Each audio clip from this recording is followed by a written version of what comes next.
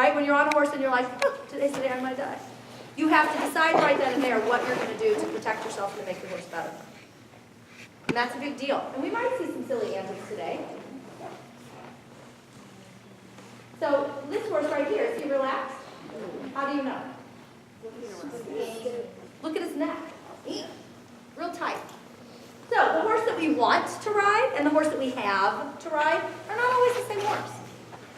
So we get on the horse that we have and we make them the horse that we want. Now we might not totally reach our goal every time, but we can certainly chip away at issues and problems until we do. So again, and you'll see this, I know you've seen this at your own barns. You'll see somebody whose horse is just having a really rough time, rearing, bucking, acting stupid, and the person starts smacking the bejesus out of them. Do you think that makes a horse relax? No. No. And don't you want to go and choke the human? So it'd be like if you were upset and crying, I'd come over to you and I'd say, hey, what can I do to help you? I wouldn't beat you. Why are you crying? Stop crying. That's terrible. That's just going to make her cry more. I don't want anybody to cry. So it's amazing to me, and as a judge, we take an oath, and we speak for the horse. It's amazing to me how many people beat their tense horses. Yes, ma'am? It doesn't just upset the horse, it upsets everybody that's in the Every single emotional mammal in the room is going to feel that energy. Yeah. Horses do not use words. They can understand. You can teach them to lunge with words and stuff like that, but you can't have a conversation with them and they go, absolutely, I'll respond in a minute after I formulate my dissertation. They are energetic beings. They respond through body language and energy. So that's why when you move a lot, if you're a real mover in your saddle, your horse is like, stop! I can't relay all your body messages. Your legs and your head and your balance and your just sit still. Your horse uses body language, body energy to be communicative. So, Sarah is walking this horse around. He is a big drink of water. He is a thoroughbred. He is a lot of horse. So, I don't know about you, but sitting on a 17-plus hand horse who's a little high is not my favorite thing with a broken spine. I do it all the time. I fake bravery half my day sometimes with these silly horses. So when you break your spine, you have a very different outlook after you start walking again. My goal was to walk. I did. My goal was then to get back on a horse. I did. With the caveat that if I fall again, I might not ever walk.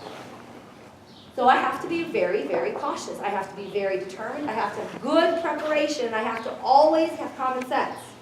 So if I had a horse like this, I would be doing the same thing. Calmly walking this horse around. She's acting very dull. She's not talking to him. She's just like, you're fine. Settle down. This is perfect though because this is exactly how he gets at the dressage show. Right. So this is great for him. Yeah. So if you go to a dressage show and you're like, oh my God, what if I forget my test? And the judge is looking at me and it's really nervous. How do you think your horse is going to feel? You have to and it takes a lot of time. Some people are just natural. They just go to the show and they're like, I'm totally fine. Other people, most humans, get really nervous, lose a little bit of their marbles. So you go to a million shows, egg and spoon, breed shows, fun shows, intro schooling shows, to knock some of that nervousness away and not spend $1 million. St. Louis has really blossomed in the last couple of years with schooling shows. We have more opportunities. We have 4 more mini events now in our region, which is super fun and very inexpensive and at the levels that anybody can do it. If you ride hunter jumpers, you would adore eventing. It's super fun.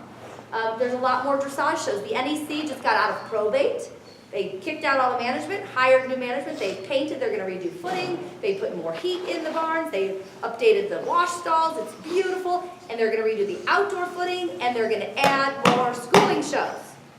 Schooling shows are fun. It's where you can come cheer on your friends. You don't spend a lot of money. Your horse gets a time to just experience the show without having the pressure.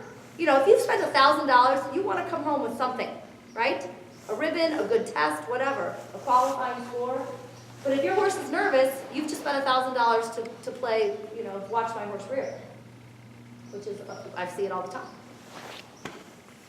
Rarely at the upper level do we see unprepared horses and riders. There are some. You might have seen one on Facebook recently on a video that really got her butt handed to her publicly. She was not prepared. And she rode in an FEI class, which is an international level class, and it was really sad for horse and rider.